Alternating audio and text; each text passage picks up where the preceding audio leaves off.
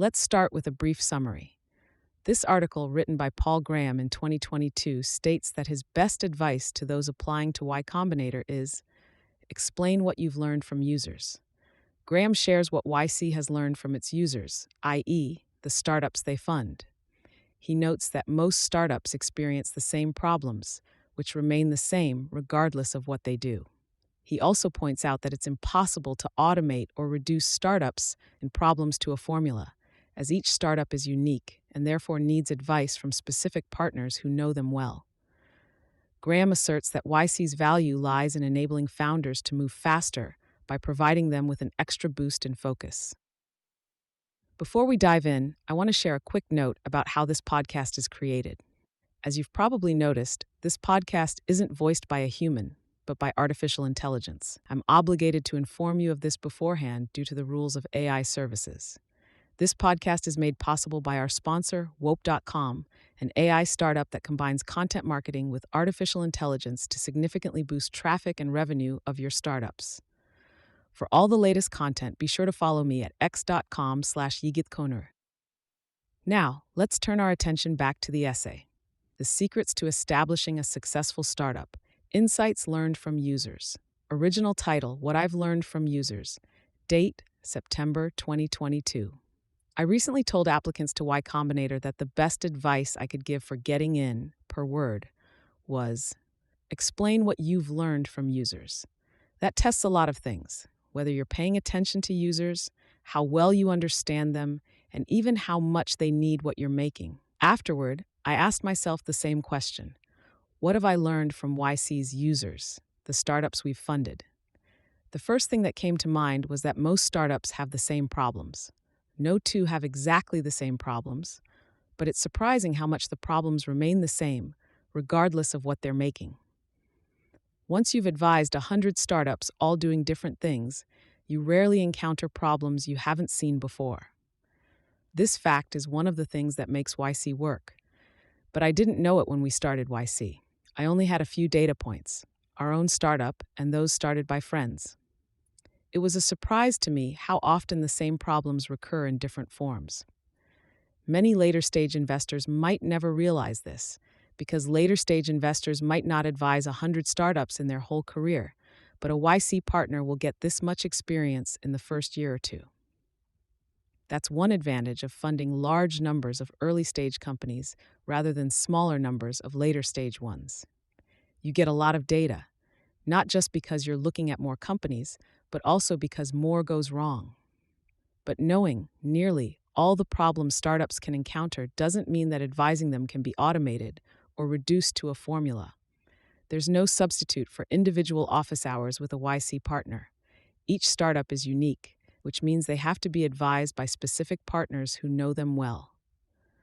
We learned that the hard way, in the notorious batch that broke YC in the summer of 2012. Up till that point, we treated the partners as a pool. When a startup requested office hours, they got the next available slot posted by any partner. That meant every partner had to know every startup. This worked fine up to 60 startups, but when the batch grew to 80, everything broke. The founders probably didn't realize anything was wrong, but the partners were confused and unhappy because halfway through the batch they still didn't know all the companies yet. At first, I was puzzled. How could things be fine at 60 startups and broken at 80? It was only a third more. Then I realized what had happened. We were using an ON2 algorithm, so of course it blew up. The solution we adopted was the classic one in these situations.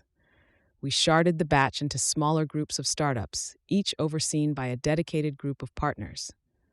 That fixed the problem and has worked fine ever since. But the batch that broke YC was a powerful demonstration of how individualized the process of advising startups has to be. Another related surprise is how bad founders can be at realizing what their problems are. Founders will sometimes come in to talk about some problem and will discover another much bigger one in the course of the conversation. For example, and this case is all too common, founders will come in to talk about the difficulties they're having raising money, and after digging into their situation, it turns out the reason is that the company is doing badly, and investors can tell. Or founders will come in worried that they still haven't cracked the problem of user acquisition, and the reason turns out to be that their product isn't good enough. There have been times when I've asked, "Would you use this yourself if you hadn't built it?" And the founders, on thinking about it, said no. Well, there's the reason you're having trouble getting users. Often founders know what their problems are, but not their relative importance. They'll come in to talk about 3 problems they're worrying about. One is of moderate importance, one doesn't matter at all, and one will kill the company if it isn't addressed immediately. It's like watching one of those horror movies where the heroine is deeply upset that her boyfriend cheated on her and only mildly curious about the door that's mysteriously ajar. You want to say, "Never mind about your boyfriend, think about that door." Fortunately, in office hours, you can. So while startups still die with some regularity, it's rarely because they wandered into a room containing a murderer. The YC partners can warn them where the murderers are. Not that founders listen. That was another big surprise. How often founders don't listen to us. A couple weeks ago, I talked to a partner who had been working for YC for a couple batches and was starting to see the pattern. They come back a year later, she said, and say, "We wish we'd listened to you." It took me a long time to figure out why founders don't listen. At first, I thought it was mere stubbornness. That's part of the reason. But another, and probably more important reason, is that so much about startups is counterintuitive. And when you tell someone something counterintuitive, what it sounds to them is wrong. So the reason founders don't listen to us is that they don't believe us, at least not till experience teaches them otherwise. The reason startups are so counterintuitive is that they're so different from most people's other experiences. No one knows what it's like except those who've done it, which is why YC partners should usually have been founders themselves. But strangely enough, the counterintuitiveness of startups turns out to be another of the things that make YC work. If it weren't counterintuitive, founders wouldn't need our advice about how to do it. Focus is doubly important for early-stage startups because not only do they have 100 different problems, they don't have anyone to work on them except the founders. If the founders focus on things that don't matter, there's no one focusing on the things that do. So the essence of what happens at YC is to figure out which problems matter most, then cook up ideas for solving them, ideally at a resolution of a week or less, and then try those ideas and measure how well they worked. The focus is on action with measurable, near-term results. This doesn't imply that founders should rush forward regardless of the consequences. If you correct course at a high enough frequency, you can be simultaneously decisive at a micro scale and tentative at a macro scale. The result is a somewhat winding path, but executed very rapidly, like the path a running back takes downfield. And in practice, there's less backtracking than you might expect. Founders usually guess right about which direction to run in, especially if they have someone experienced like a YC partner to bounce their hypotheses off. And when they guess wrong, they notice fast, because they'll talk about the results at office hours the next week. A small improvement in navigational ability can make you a lot faster, because it has a double effect. The path is shorter, and you can travel faster along it when you're more certain it's the right one. That's where a lot of YC's value lies, in helping founders get an extra increment of focus that lets them move faster. And since moving fast is the essence of a startup, YC in effect makes startups more startup-like. Speed defines startups. Focus enables speed. YC improves focus. Why are founders uncertain about what to do? Partly because startups almost by definition are doing something new, which means no one knows how to do it yet, or in most cases even what it is. Partly because startups are so counterintuitive generally, and partly because many founders, especially young and ambitious ones, have been trained to win the wrong way. That took me years to figure out. The educational system in most countries trains you to win by hacking the test lesson, instead of actually doing whatever it's supposed to measure. But that stops working when you start a startup. So part of what YC does is to retrain founders to stop trying to hack the test. It takes a surprisingly long time. A year in, you still see them reverting to their old habits. YC is not simply more experienced founders passing on their knowledge, it's more like specialization than apprenticeship. The knowledge of the YC partners and the founders have different shapes. It wouldn't be worthwhile for a founder to acquire the encyclopedic knowledge of startup problems that a YC partner has, just as it wouldn't be worthwhile for a YC partner to acquire the depth of domain knowledge that a founder has. That's why it can still be valuable for an experienced founder to do YC, just as it can still be valuable for an experienced athlete to have a coach. The other big thing YC gives founders is colleagues, and this may be even more important than the advice of partners. If you look at history, great work clusters around certain places and institutions.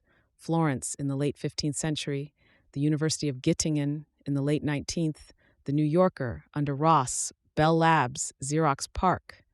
However good you are, good colleagues make you better. Indeed, very ambitious people probably need colleagues more than anyone else because they're so starved for them in everyday life. Whether or not YC manages one day to be listed alongside those famous clusters, it won't be for lack of trying.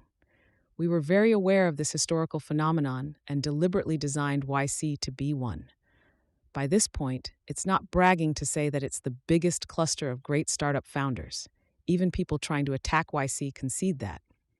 Colleagues and startup founders are two of the most powerful forces in the world, so you'd expect it to have a big effect to combine them. Before YC, to the extent people thought about the question at all, most assumed they couldn't be combined, that loneliness was the price of independence. That was how it felt to us when we started our own startup in Boston in the 1990s. We had a handful of older people we could go to for advice of varying quality, but no peers. There was no one we could commiserate with about the misbehavior of investors or speculate with about the future of technology. I often tell founders to make something they themselves want, and YC is certainly that. It was designed to be exactly what we wanted when we were starting a startup. One thing we wanted was to be able to get seed funding without having to make the rounds of random rich people. That has become a commodity now, at least in the US. But great colleagues can never become a commodity because the fact that they cluster in some places means they're proportionally absent from the rest. Something magical happens where they do cluster, though. The energy in the room at a YC dinner is like nothing else I've experienced. We would have been happy just to have one or two other startups to talk to. When you have a whole room full, it's another thing entirely. YC founders aren't just inspired by one another. They also help one another. That's the happiest thing I've learned about startup founders, how generous they can be in helping one another. We noticed this in the first batch and consciously designed YC to magnify it. The result is something far more intense than, say, a university. Between the partners, the alumni, and their batchmates, founders are surrounded by people who want to help them and can. Notes. This is why I've never liked it when people refer to YC as a boot camp. It's intense like a boot camp, but the opposite in structure. Instead of everyone doing the same thing, they're each talking to YC partners to figure out what their specific startup needs.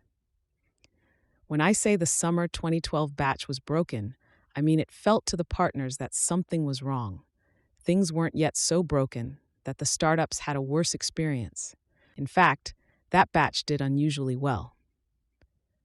This situation reminds me of the research showing that people are much better at answering questions than they are at judging how accurate their answers are. The two phenomena feel very similar. The Airbnbs.tml were particularly good at listening, partly because they were flexible and disciplined, but also because they'd had such a rough time during the preceding year. They were ready to listen. The optimal unit of decisiveness depends on how long it takes to get results, and that depends on the type of problem you're solving. When you're negotiating with investors, it could be a couple days, whereas if you're building hardware, it could be months.